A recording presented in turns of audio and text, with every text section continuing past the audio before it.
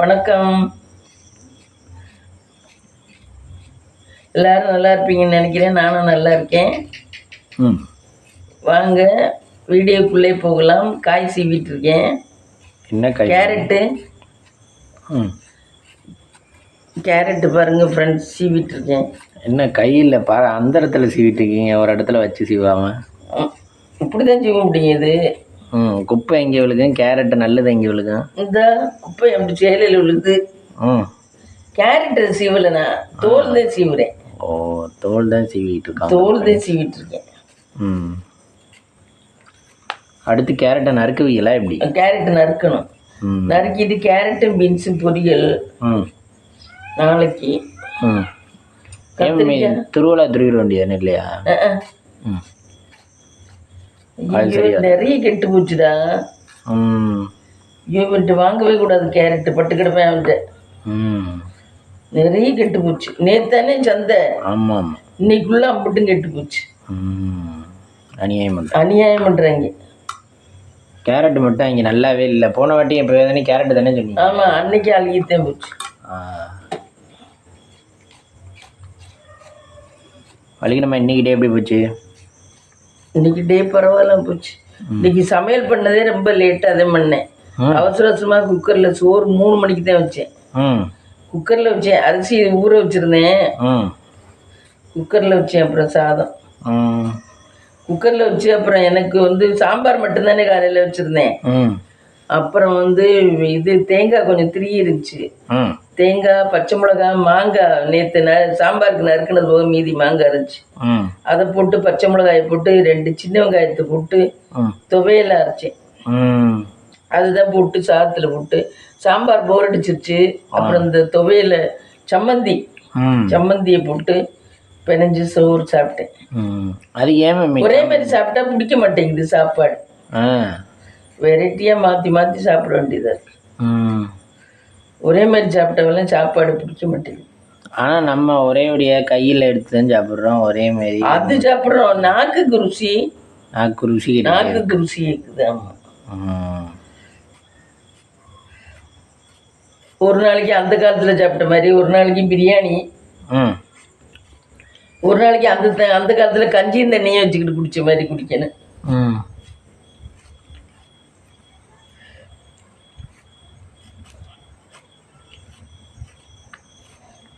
அப்படிதான் வெரைட்டியாக கேட்குது.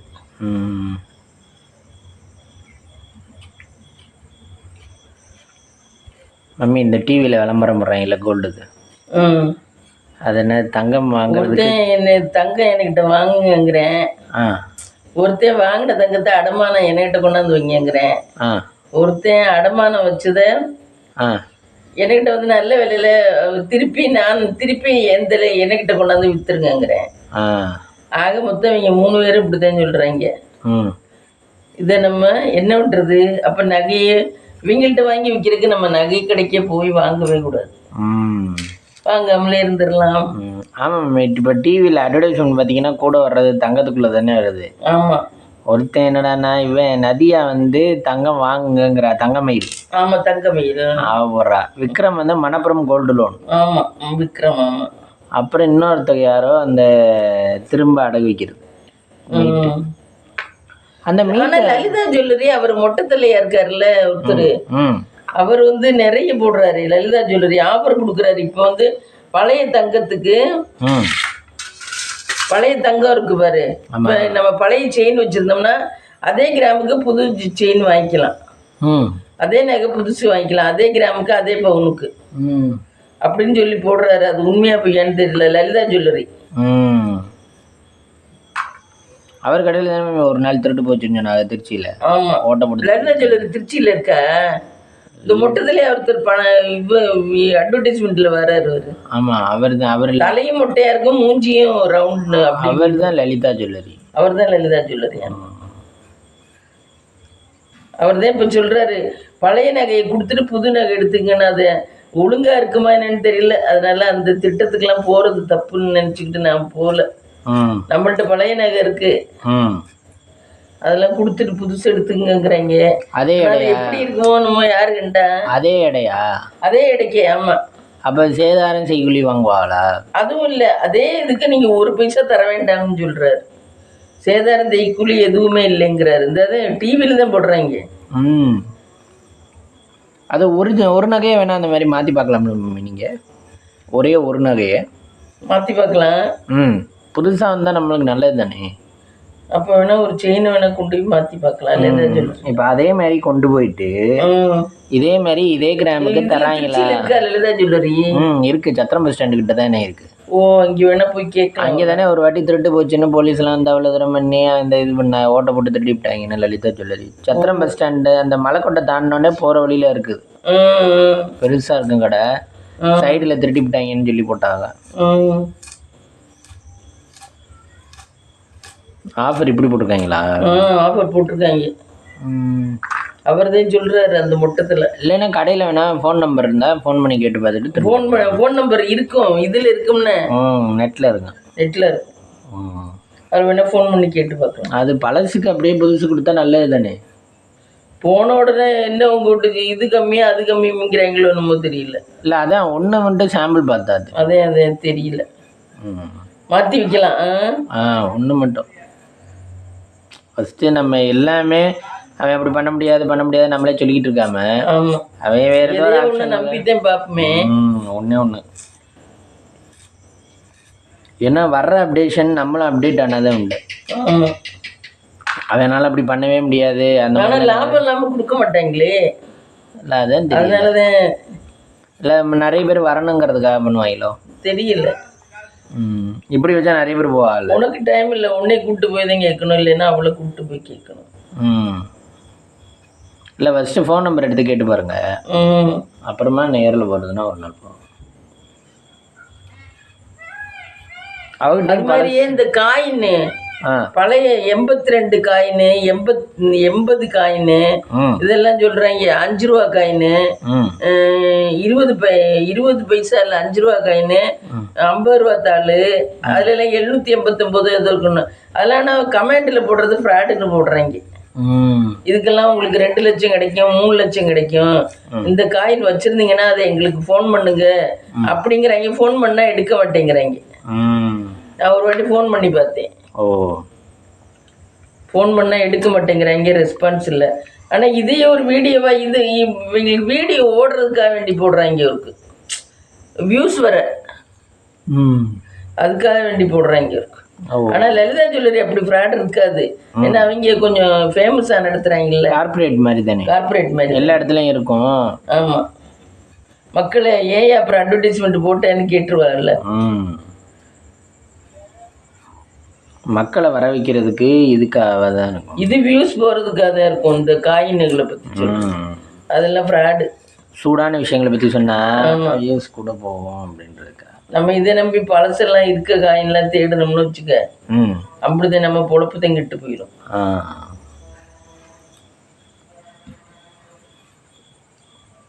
ஆனால் யோசிச்சு பாருங்க, பழைய காலத்து காயின் அபூர்வமாயிடுச்சு இல்லை. காயின் இவ்வளோ தூரம் நம்மளுக்கு வருது. அதில் என்ன இருக்கு இவ்வளவு கிடைக்க? பழைய 20 பைசா நாணயம் ஒன்று வந்துச்சு. அந்த நாணயத்தை உருக்கி அதாவது அது செம்பு மாதிரி இருக்கும், தாமரைப்பூ போட்டு. அந்த நாணயத்தை அப்பவே வந்து புதுசுல எல்லாரும் உருக்கி தங்க மாதிரி மோதிரம் பண்ணி போட்டுக்கிட்டாங்க. அதை ஆசாரிட்ட கொடுத்து அதை அப்போ மோதிரம் போடவெல்லாம் வந்துச்சு. அப்பதான் கூட போட்டிருந்தா, வீட்டுக்கு அதுதான் போட்டிருப்பாங்க. தங்க மாதிரியே கிடக்கும் அது வாட்டுக்கு, கற்காது கொள்ளாது. பழைய 20 ரூபா காயின் 20 பைசா காயின். ஆமா, அப்போ தாமரைப்பூ போட்டிருக்கோம். அப்போ 20 பைசா வேலிட் அரேஞ்ச். 20 பைசா வேண்டாமா? காயினை மோதிரமா போட்டுக்கிட்டாங்க. ஆமாம், 20 பைசா மோதிரம் கையில் போட்டுக்கலாம்ல எப்போ வேணாலும். தங்க மாதிரியே கிடக்குமே, தங்கத்தை கழட்டி வச்சுட்டு இதை போட்டுக்கலாமே, தங்க மாதிரியே இருக்குமே அப்படின்ட்டு அப்பத்தாவெல்லாம் போட்டிருந்தாங்க. அது ஒரு காலத்தில் நடந்துச்சு. மக்கள் நம்மளோட வீடியோ பார்த்தா யாராவது என் வயசில் உள்ளவங்க இருந்தாங்கன்னா தெரிஞ்சிருக்கும். என் வயசுல உள்ளவங்களுக்கு தெரிஞ்சிருக்கும் கண்டிப்பா. இப்ப உள்ளவங்களுக்கு தெரிஞ்சிருக்காது.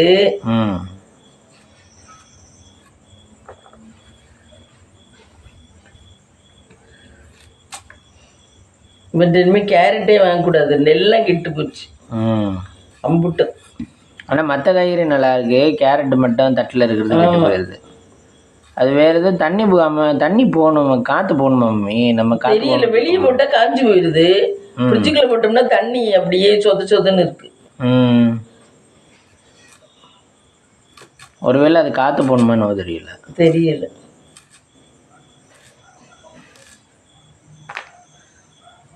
ஏற்கனவே ஒரு வாட்டி இப்படி தானே சொன்னீங்க கேரட்டுக்கு? ஆமா, 2 வாரம் அப்படி ஏமாந்துச்சு கேரட்டு. அங்கே இருட்டுக்குள்ள பாக்கியெல்லாம் நல்லாதான் இருக்க மாதிரிச்சு. நேற்று இருட்டுக்குள்ளதான் போனோம். நம்ம போறது இங்கே இருட்டுக்குள்ளதான் போற மாதிரி இருக்கு. நீ வந்து அதுக்கப்புறம் காப்பி குடிச்சு அப்புறம் போக வேண்டியதா இருக்கு.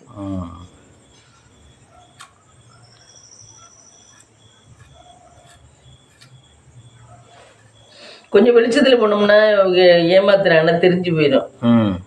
இது நம்ம காசை எடுத்து கொடுக்கவும் தடுமாற வேண்டியதா இருக்கு இருட்டுக்குள்ள. பெரிய சிரமமா இருக்கு. வழி நம்ம இன்னைக்கு யாரோட வீடியோ பார்த்தீங்க? இன்னைக்கா இந்த ஜப்பான்கார பொண்ணு ஒண்ணு, அது பாட்டுக்கு டப்புக்குன்னு சமைச்சு வைக்குது. ஒரு ஆம்பளை வந்து உட்காந்து சாப்பிட்டு போயிடுறேன். அதோட ஹஸ்பண்டா யாருன்னு தெரியல. அவனுக்கு இப்படி சோறையும் இது சமைக்கிறதையும் அள்ளி வைக்குது. அவங்க சாப்பிட்றேன். இந்த பிள்ளை சாப்பிடல. இந்த பிள்ளை சமைச்சு வைக்குது. அந்த வீடியோ தான் பார்த்தேன். என்ன சமைக்குது? நான்வெஜ்ஜா? எல்லாமே சமைக்குது. கோழியெல்லாம் அப்படியே உரிச்சுட்டு கொண்டாந்து எண்ணெய்க்குள்ள போட்டு அப்படியே போட்டு எடுத்துக்குது. அதுக்கப்புறம் தான் நறுக்குது. குறிச்சு கோழியெல்லாம் எல்லாமே சமைக்குது. ஆனா டபக்குன்னு யோசிக்காம அப்படி கழுவுது. அவசரமா கழுவுது. அப்படி கழுவி சமைக்குது. வழிக நம்ம முழு கோழி சமைச்சிருக்கீங்களா? ஆனால் ஒருத்தர் தான் இந்த மாதிரி வாங்கி சமைக்கிறா இல்ல? அது கிரில் சிக்கன் இந்த மாதிரி இது பண்ணுறதா? ஆமாம், அதுக்குன்னு கிரில் வாங்கணும். நம்ம இதில் பாத்திரத்தில் அப்படியே போட்டு சமைக்க முடியாதா? ஃபுல் சிக்கனு போட்டு சமைக்க முடியாது. பெருசாக இருக்கும். 10 லிட்டர் குக்கரில் வேணால் வைக்கலாம். மசாலா தடவி வைக்கலாம். ஆமாம், 10 லிட்டர் குக்கரில் வேணால் வச்சு வைக்கலாம்.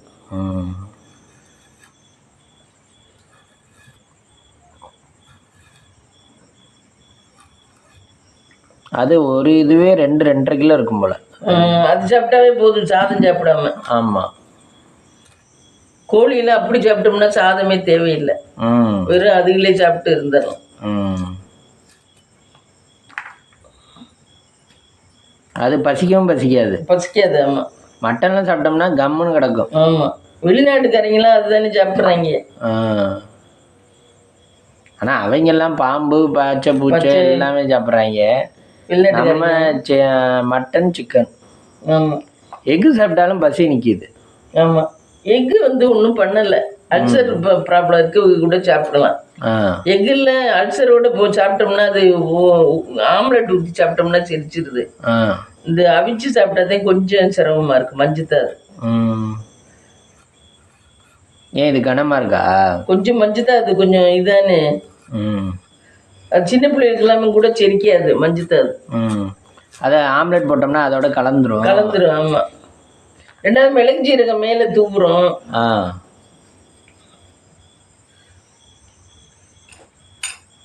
இந்த 2 கேரட் வேணா போட்டு வைப்போம்.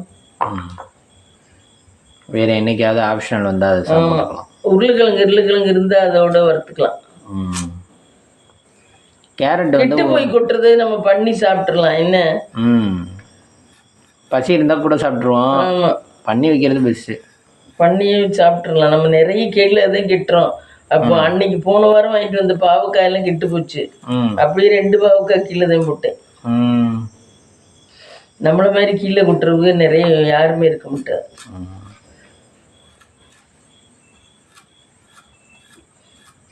பண்ணாலும் சாப்பிட முடியல இத்தனையும். ஒரு நாளைக்கு ஒரு காய்கறி முழுசா சாப்பிட்றதே கரெக்ட். ஆமா,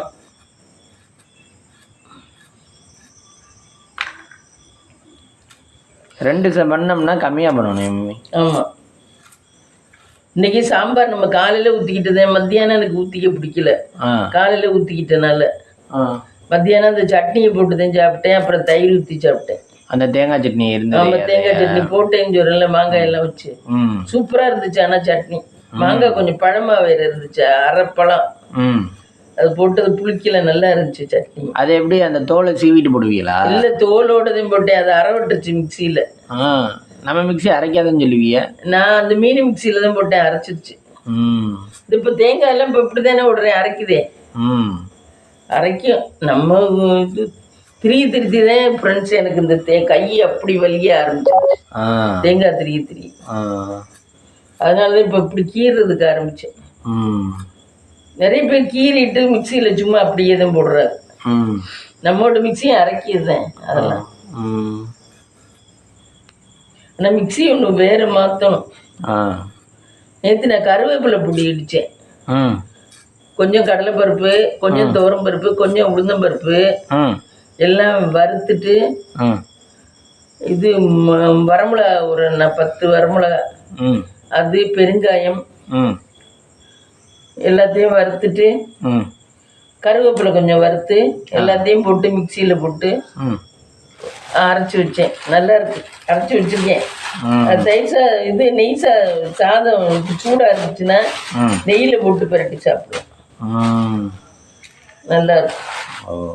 அந்த காலத்தில் ஃப்ரெண்ட்ஸ், அந்த காலத்தில் எங்கள் எல்லாம் என்ன பண்ணுவாங்கன்னா, மிளகு பொடின்னு சொல்லிட்டு வெள்ளை கலர் மிளகு இருக்கும், வெள்ளை கலர் சீனி மிளகான்னு சொல்லுவோம் நாங்கள். சீனி மிளகான்னு சொல்லிட்டு வெள்ளை கலர்ல இப்போ இருக்கு அந்த மிளகா. ரொம்ப ரேர், எனக்கு ரொம்ப கிடைக்கல. சந்தையில எல்லாம் ஊருக்கா விற்கும், பார்த்துருக்கேன். அந்த மிளகாய நல்லா இதுல காய வச்சுட்டு, அதுவும் உளுந்தும் நல்லா வறுத்துட்டு நல்லா வெதுப்பிட்டு, அது காஞ்சதுக்கு அப்புறம் உளுந்தையும் நல்லா வெதுப்பிட்டு, உளுந்து அதையும் போட்டு பொடியாட்ட நல்லா நைஸா மிஷின்ல போய் அரைச்சிட்டு வந்துருவாரு. அரைச்சிட்டு வந்து அது சாதத்துல போட்டு நெய்யை ஊத்தி சாப்பிட்டா அப்படி டேஸ்டா இருக்கும். மிளகு பொடி அதெல்லாம் ஏன் இப்ப காலத்துல மறந்து போச்சுன்னு தெரியல. இந்த காலத்துல இல்ல, அது நீங்க இவ்வளவு ப்ராசஸ் சொல்றீங்களே, என்ன ப்ராசஸ்? உளுந்து வெதுப்பிக்கணும், மிளகாய நல்லா இதுனுக்க வேண்டியதான். காஞ்ச உடனே இந்த இப்போ எப்படி மிளகு இது பொடிக்கெல்லாம் அடிக்கிறோம், அந்த மாதிரி தான் மிளகா, வெள்ளை மிளகா, அது கொஞ்சம் பெருங்காயம் தான், உப்பு. இது என்ன ஏன் மறந்து போச்சுன்னு தெரியல. காலத்தால மறந்து போன உணவுகள் அதெல்லாம் அந்த காலத்துல உள்ளது. இதெல்லாம் நான் தான் இப்ப நினைப்பு வச்சுக்கிறேன். எனக்கெல்லாம் ரொம்ப பிடிக்கும் மிளகு பொடி. வெள்ளையா தான் இருக்கும், சாதத்துல போட்டு சாப்பிட. சூடு சாதம் போட்டு வெள்ளையா தான் இருக்கும். இவ்வளவு தூள் போட்டு கொஞ்சம் நெய்யை ஊற்றி சாப்பிட்டோம்னா சூப்பரா இருக்கும், டேஸ்டா. ஆனா இப்பதான் சாம்பார் பொடின்னு வந்துருச்சு. இப்ப சாம்பார் பொடின்னு வந்துருச்சு. ஆமா ஆமா, சாம்பார் பொடி வந்துருச்சு, கருவேப்பிலை பொடி வந்துருச்சு, என்னென்ன பொடியெல்லாம் வந்துருச்சு. உளுந்து நல்லதுதான் உடம்புக்கு. உளுந்து உடம்புக்கு சேர்த்துக்கிறது நல்லதுதான். அந்த காலத்துல வயசுக்கு வந்த பிள்ளைகளுக்கு உளுந்தங்களி தான் கிண்டி கொடுப்பாரு. இடுப்பு பலமா இருக்கும்னா நல்லெண்ணெயும் 1 டம்ளர் நல்லெண்ணெயும் கொஞ்சம் 1/2 டம்ளர் நல்லெண்ணெய், முட்டை இதெல்லாம் கொடுத்துட்டு களிதான் கட்டி கொடுப்பாங்க. இடுப்பு பலமா இருக்கணும். வயசுக்கு வந்த 2-3 ஒரு வாரம் 10 நாளைக்கு. அப்போ வயசுக்கு வர்ற போது நிறைய எனர்ஜி லாஸ் ஆயிருமா? இல்ல, மறுகாதுக்கு பிள்ளை குட்டி பெறணும், தெம்பு வேணும்னு அது அப்பவே கொடுத்துறது. அப்பவே கொடுத்தோம்னாதே அந்த பலம் இருக்கும்னு. அப்படியா? வயசுக்கு வந்த அன்னைக்கே கொடுத்தோம்னாதே அதுகளுக்கு அந்த பலம் கண்டினியூவா இருக்கும்னு. ஏன் அதுக்கப்புறம்லாம் சாப்பிட்டா? அதுக்கப்புறம்லாம் அப்பதான் நம்ம பிள்ளைய போத்துவோம், கொஞ்சம் போத்தி பார்ப்போம், எல்லாருக்கும் சொல்லி செய்வோம், அக்கறையா இருப்போம். ஆமா. அதுக்கப்புறம்லாம் யாரு கண்டுக்கிறா? சோறு சாப்பிட்டு என்ன கூட கண்டுக்க மாட்டாரு. அப்பதான் அது ஒரு விசேஷமா 10 நாளும் விசேஷமாவில் கொண்டாடுவாங்க, சடங்கு கழிக்கிற வரைக்கும். அதுல பாஸ்மா மாமாவுக்குலாம் ரொம்ப பண்ணாங்க. அவளுக்குலாம் ஒரு நாளைக்கு ஒரு மேக்கப்பு, ஒரு நாளைக்கு குரத்தி ஆட்டம், ஒரு நாளைக்கு இதுவாட்டம், மேக்கப் பண்ணி சேலத்துல எல்லாரையும் கூப்பிட்டு, நிறைய பேரை கூப்பிட்டு நல்லா கிராண்டா பண்ணாரு. ஆனா எனக்கு அந்த சமயம் பார்த்து உடம்பு சரியில்லாதனால நான் போகல. எனக்கு அப்பதான் நீ வயித்துல அவ வயசுக்கு வந்து 1 வருஷம் ஆயிடுச்சு. அப்பதான் எனக்கு நீ வயித்துல. அப்போலேருந்து ஃபீவர் விடவே இல்லை. நான் தான் சொன்னல ஃபீவர்ல கிடந்தேன்னு. அப்ப சேலம் போனோம், ஃபீவர்னால வந்துட்டோம், நாங்க தங்கல. அப்புறம் ஜிஎம் வீட்டு கல்யாணத்துலயே உங்களால சாப்பிட முடியல. ஆமா, அப்போ வந்து பிரஷர் ஸ்டார்ட் ஆன புதுசு. தோசையெல்லாம் சாப்பிட்றதுக்கு போனோம் பந்திக்கு, அப்புறம் சாப்பிட முடியல. நீங்க சாப்பிட்டு வந்தீங்களா? இல்லை, நாங்களும் ஆமாம் இன்னும் 2 சாப்பிட்டுட்டு வந்துட்டோம். ஓ, நைட்டுக்கு போனோம் மம்மி. நைட்டுக்கு தானே முத நாள் கூடுவோம். ஏன் நைட்டுக்கு சாப்பிட போனோம். முடியல என்னால? உங்களால் என்ன வச்சுருந்தாங்களா என்ன ஏதோ ஒன்று ப்ரெஷர் ஏதோ இதனால தான் சரி வந்துட்டோம். அப்புறம் அடுத்த நாள் காலையில் நான் கல்யாணத்துக்கு. உத்தியா குடும்பம் நடத்திருக்கேன். நான் ஃப்ரெண்ட்ஸ் அவ்வளவு கஷ்டப்பட்டிருக்கேன். இப்போதான் ஃப்ரெண்ட்ஸ் நான் கொஞ்சம் நிம்மதியா இருக்கிறேன் என் வாழ்க்கையில. கரடு முரடான பாதைகள் இதுலதான் அந்த பயமெல்லாம் எனக்கு வந்ததே. அந்த பயமெல்லாம் எனக்கு வந்ததே காரணமே அதே. சாதாரணமா எதையும் ஃபீல் பண்றவங்களுக்கு அப்படிலாம் வராது. எதையும் யோசிக்கிறவங்களுக்கு தான் வரும். காலத்தின் கொடுமை கட்டாயம் இதெல்லாம் நினைச்சாவே கஷ்டமா இருக்கு.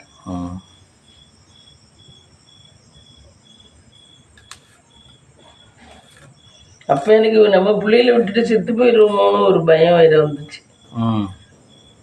என்னடா பண்றது, பிள்ளைகளை நம்ம விட்டுட்டு செத்துட்டா யாரும் பார்க்க மாட்டாங்களே அப்படிங்கிற ஒரு பயம் வேற வந்துச்சு. நம்ம சொந்தமெல்லாம் அப்படி இல்லை இருக்குது. ஆனா மொத்த ஜாதியில கூட சொந்தமெல்லாம் இதுன்னுக்குறாங்க. நம்ம கேஸ்ட் சொந்தமும் அப்பா அதுலயும் எனக்கு நான் பிறந்த இடமோ அப்படி, நான் வாக்கப்பட்ட இடமோ அப்படி.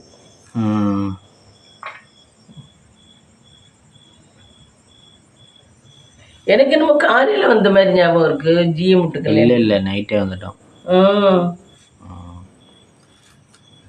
நைட்டு சாப்பிட போனோம். அப்புறம் 1 தோசையோ 2 தோசையோ சாப்பிட்டுட்டு அப்புறம் வந்துட்டோம். அவங்கெல்லாம் கிராண்டா நல்லா பண்ணுவாங்க. அடுத்த நாள் காலையில் போக முடியல, அதனால் வந்துட்டோம். உடம்பு சரியில்லைங்கிறது தானே முக்கியம் விஷயம். அப்படியே வந்துட்டோம். முத்துமினா வர மாட்டாளே, அவ அங்கே அத்தையிலோட நின்றுக்கிட்டுல இருப்பா. இல்லை வந்துட்டாளா? அப்படிதான் நினைக்கிறேன். தெரியும், அவ எனக்கு முடியலன்னா கூட கண்டுக்க மாட்டேன் ஃப்ரெண்ட்ஸ். அது நான் பெத்த மகதான். ஆனால் அது அப்படித்தான் பண்ணோம். அவரைக்காய் நறுக்கியாச்சா மம்மி? அவரைக்காய் நாளைக்கு. இது பீன்ஸு கேரட்டும் பொரியல். கத்தரிக்காய். இது அவரைக்காய் வந்து தேங்காய் அரைச்சி ஊற்றி குழம்பு வைக்கலாம்னு பார்த்தேன். பொரிச்சு குழம்பாட்டோம். இது பாரு தக்காளி நல்லாவே இல்லை அவங்கள்ட்ட. பாதிக்கு மேலே வெள்ளையாதான் இருக்கு. வெள்ளையா இருக்கா? ஆமாம், இந்த பாரு வெள்ளை. சென்ட்ரு பகுதியா? சென்ட்ரு பகுதி பாரு பாதிக்கு மேலே வெள்ளையாதான் இருக்கு. வெள்ளையா இருக்கக்கூடாதா? தக்காளியெல்லாம் நல்லா ஃப்ரெஷ்ஷாக இதுவாக இருக்கணும். இந்த பாரு பாதிக்கு மேலே வெள்ளை. இப்படி இருக்கக்கூடாது. அது நல்லா இருக்கும்னு நினைக்கிறேன். அந்த தக்காளி பார்த்தாவே தெரியும், வெளியே இருந்து பார்த்தாவே தெரியும் தக்காளி நல்லா இருக்குது நல்லா இல்லாது. அப்போ அவங்க வண்டியில் போட்டிருக்கையிலே நீங்கள் பார்த்துருப்பீங்கல்ல. அது தள்ளு. இது பாரு நல்லா இருக்கும். இது சொல்கிறேன் பாரு நல்லா இருக்கும். இது வெள்ளை. இதுவும் இல்லையா? இது கெட்டே போச்சு. ஏன் வண்டியில் பார்த்தாலே தெரியுங்களா? அப்புறம் அந்த பழம் எடுத்துருக்கீங்க. அவன்கிட்ட அதானே இருக்கே. அவங்கள்ட்ட அதானே இருக்கே, அதுதானே போட்டு வச்சுக்கிட்டு எல்லாரும் வாங்குறாங்க. அப்போ சமைக்கிறவங்களாம் இப்படி தான் சமைக்கிறாங்களா? வாங்கிட்டு போகிறாங்க. நிறைய பேர் வாங்கிட்டு போனாங்கல்ல. ஆமாம். அடியில் வண்டிக்கு அடியில் தக்காளியை கட்டி வச்சுருந்தாங்களே, பார்த்தீங்களா? அப்படியா? ஆமாம். அது எதுக்காக கட்டி வச்சுருந்தாங்க? நானும் கேட்கணும்னு நினச்சேன், கேட்காம விட்டுட்டோம்.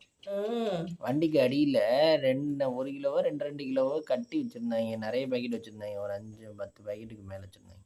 ஓ, இது பாரு கொஞ்சம் நல்லா இருக்கு. இந்த தக்காளி இந்த மாதிரி இருக்கணும். நல்ல சிவப்பாக இருக்கணும். உள்ள சிவப்பாக இருக்கணும். நம்ம உள்ள வெள்ளையாக இருக்கிறது பார்த்தா நுர மாதிரி இருக்கு. ஏதோ ஒன்று பண்ணி பழுக்க வச்ச மாதிரி இருக்கு. ஆமாம். இப்போ எதுவும் ஒழுங்கா இல்லை, என்னவோ பண்ணி சாப்பிட்றோம். அதனாலதான் ஈஸியாக நோய்கள் வந்துடும். ஆமாம். அரிசியும் அப்படிதான். அந்த காலத்தில் நெல்லை வச்சு அரைக்கிற அரிசி வாசமாக இருக்கும். சாப்பிட சாப்பிட வாசமாக இருக்கும். இப்போ நைட்டுக்கெல்லாம் தண்ணி ஊற்றி வச்சாச்சுன்னா வெறும் தொட்டுக்கவே வேண்டாம், கொஞ்சோண்டு மோர் ஊற்றி உப்பு போட்டு சாப்பிட்டாவே சாப்பிட்றதுக்கு அப்படி இருக்கும். இப்போ எல்லாம் கருமம் நல்லாவே இல்லை. இது 80 ரூபாய்க்கு அரிசி வாங்கினாலும் நல்லா இல்லை, 100 ரூபாய்க்கு அரிசி வாங்கினாலும் நல்லா இல்லை. காலம் அப்படி போகுது. இன்னும் வர்ற காலம்லாம் எப்படி ஆகும்னு தெரியல. நீ அடுத்த ஜெனரேஷன்லாம் இதுக்கு மேலே வெளிநாட்டுக்கே போய் இருந்துடலாம். நம்ம சுத்தமாக சத்தே இல்லை மீன் சாப்பிட்றதெல்லாம் சுத்தமாக சத்தே இல்லை. ஆமாம். வெளிநாடு கூட கொஞ்சம் பரவாயில்ல பொருக்கு, இவ்வளவு இது பண்ணல அவங்க கலப்படம். நம்ம நாட்டில் தான் ரொம்ப கலப்படம் பண்ணுறாங்க. இந்த ப்ரூனே நாட்டுல அந்த பிள்ளையெல்லாம் இருக்கே அதெல்லாம் அப்படிலாம் இல்லை, நல்லா இருக்காது. ம் ப்ரூனே நாட்டுல இருக்கான்னு சொன்னல அந்த பிள்ளையெல்லாம். ம் நம்மளுக்கு இவ்வளோ தூரம் விவசாயம் இருக்குது, ஆனால் நம்மளுக்கே ஒழுங்காக கிடைக்க மாட்டேங்குது. ஆனால் அவங்களுக்குலாம் எப்படி உண்மை கிடைக்குது? அவங்களுக்கு கிடைக்காத, அவங்களுக்கு நல்லா தான் சீப் ரேட்டாக தான் இருக்குது எல்லாமே.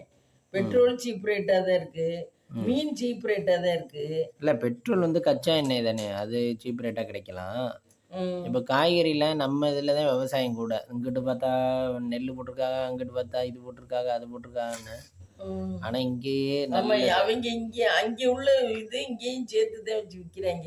இங்கேயே கூட வித்துறாங்க. அப்புறம் இந்த ஊர் மக்களுக்கு மட்டும் குறைச்சி கொடுக்குறதான்ட்டு அங்கேயும் வைக்கிறத இங்கேயும் சேர்த்து வச்சிடுறாங்க. அப்படி எல்லா இடமும் இப்ப விளையிற இடம் குறைச்சு இல்ல, விளையிற இடமும் தஞ்சாவூர்ல நெல் விளையுதுன்னா தஞ்சாவூர்லயும் நம்ம ரேட்டு தான். ஆமா ஆமா, அதான் எல்லாத்தையும் சேர்த்து வச்சுதான் விற்கிறாங்க, ஒரு இடமும் கம்மி இல்லை. அதே மாதிரி மம்மி இந்த இது இருக்குல்ல, கடற்கரை ஏரியாலையும் மீன் ரேட்டு நம்ம ரேட்டு தான். மீன் ரேட்டு ஆமா கொஞ்சம் வேணா குறையும், ஒரு 50 வேணா குறையும். ஆமா, ஒரு 50-100. ஆமா, மீதி எல்லாம் ஒரே மாதிரி தான் இருக்கு ரேட். அப்படித்தான் பண்றாங்க, என்ன பண்றது.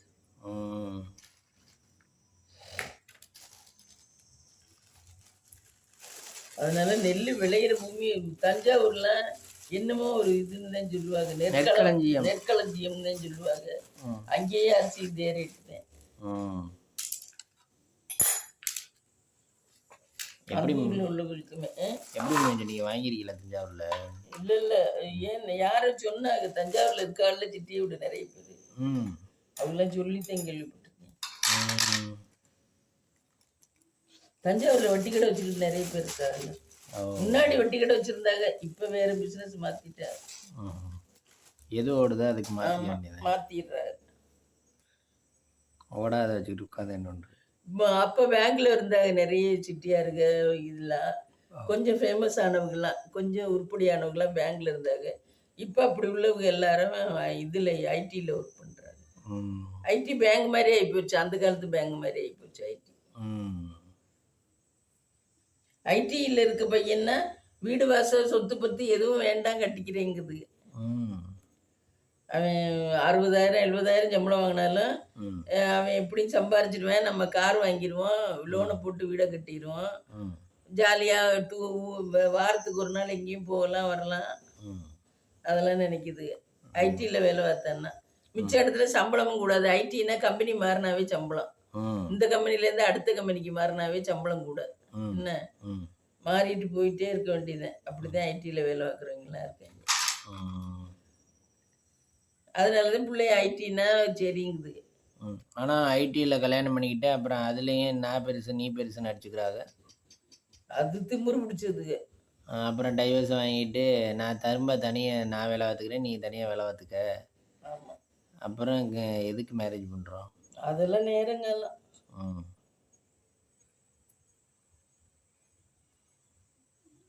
நேரங்காலம் இல்லாமல் எதுவும் நடக்காது.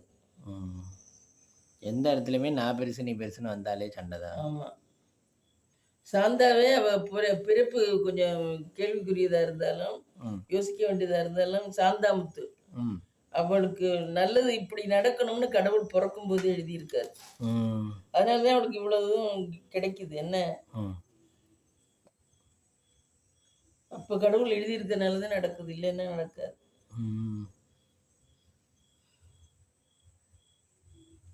அப்ப எல்லாமே நேரங்காலம் தான். இப்போ நீங்கள் என்ன அம்மாவுக்கு இப்போ கொஞ்சமே பார்க்கறது இல்லையா? பார்க்கறதே இல்லை. நான் ஏன் வருதா இல்லையா? வருது, ரொம்ப பார்க்கறது இல்லை. இங்கே பார்க்கறது எனக்கே சரியாவே நேரமே சரியில்லை. இப்போ திவ்யா விட்டு பார்த்து ரொம்ப அதுதான் நிறைய வருது. அந்த கௌரி கார்த்திக் அவங்க விட்டு தான் நிறைய வருது. அவங்க விட்டு நிறைய வருது. அதனால இதுக்கு மாறிட்டீங்களா? ஆமா, கார்த்திக் கௌரி. உங்கள் ஃபோன் எடுத்தாலே அவங்க வீடியோ அப்படியே அப்படியே வருது, அவங்க விட்டு தான் வருது. இப்போ இல்லை, அமர்த்தினது அப்படியே இருக்கு, நீங்கள் பார்த்துட்டு வைக்கிறீங்கல்ல, அது அப்படியே இருக்கு. நான் இப்போ எடுத்துகிட்டு வரையில அவங்க 2 பேரோட ஜோக்கும் நல்லா இருக்கு. அந்த பயல்களும் இந்த இடையில வர்றாங்க. பய 10வது ஒடிக்கிறேன், அவ அந்த கார்த்திக் பயல்கள் இடையில வர்றாங்க, நல்லா இருக்கு அவங்களோட ஜோக்கும். அவங்களாம் எப்படி இதை வச்சுட்டு இது ஜோக் எடுக்கிறான்னு தெரியல. 2 பேருமே ஆக்ட் பண்றாங்க. பசங்களே இடையில ஒடியாந்துடுறாங்க ஆக்ட் பண்றதுக்கு, அம்மாவுக்கும் அப்பாவுக்கும் இடையில. எப்படி செல்போன் வச்சு எடுப்பான்னு தெரியல. ஆனா அவங்களாம் பெரிய பணக்காரெல்லாம் கிடையாது, யதார்த்தமானவங்க. இந்த கேடி ஃபேமிலி சொன்னிச்சு, அது கேடி ஃபேமிலி. அந்த பொண்ணு இருக்கு பாரு, விவசாய குடும்பத்துல, அவங்க விவசாய குடும்பம் தான். அது வீடு இப்போ ஆல்ட்ரேஷன் பண்ணி கட்டினாங்க. அது 7 லட்சம் வரும்னு பார்த்தாங்களாம், 9 லட்சம் வந்துருச்சு. ஆனா வீடு சூப்பரா கட்டியிருக்காங்க. கிச்சன், ஹாலு, ஒரு பெட்ரூம் ஆல்ட்ரேஷன் பண்ணியிருக்காங்க. இருந்ததை எடுத்துவிட்டு ஆல்ட்ரேஷன் பண்ணியிருக்காங்க, கட்டின மாரி. 9 லட்சம் வந்துருச்சான். ஆல்ட்ரேஷனாலும் பொருளை வந்து எடுத்துட்டு திரும்ப அந்த பொருளே வைக்கலாமா மம்மி? தெரியல, அதே தெரியல. புதுசா கட்டினா இன்னும் கூட ஒரு அடிமட்டத்தை மாற்ற வேண்டாம். பேசிக்கா பேஸ் மட்டத்துக்கே நமக்கு 3 லட்சம் 4 லட்சம் வந்துடுது இல்ல. பேஸ் மட்டம் குறையும், மற்றபடி எல்லாம் புதுசுதான் வைக்கணும்னு நினைக்கிறேன். லிண்டெல்லாம் தெரியல. ஆனா பொருள்லாம் கதவெல்லாம் திரும்ப கழட்டி வச்சுட்டு நம்ம கதவெல்லாம் மாடர்ன் கதவுல வச்சிருக்காங்க. இப்ப கதவே மாத்திருக்காங்களா? கதவே மாத்திருக்காங்க. ஆனா பழைய கதவே யூஸ் பண்ணிக்கலாம். இரும்பெல்லாம் அப்படியே தானே கிடக்கும். ஆமா ஆமா, மரமும் அப்படியே தான் கிடக்கும்ல. இரும்பு மரம் வீடுன்னா ஜன்னல் கதவு இது அதெல்லாம் அப்படியே கிடக்கும். அப்படியே கிடக்கும். பெயிண்ட் அடிச்சு போட்டோம்னா அப்படியே கிடக்கும். அப்புறம் தாய் நிலைகளும் அப்படியே தானே கிடக்கு. தாய் நிலையும் அப்படித்தான் கிடக்கும்.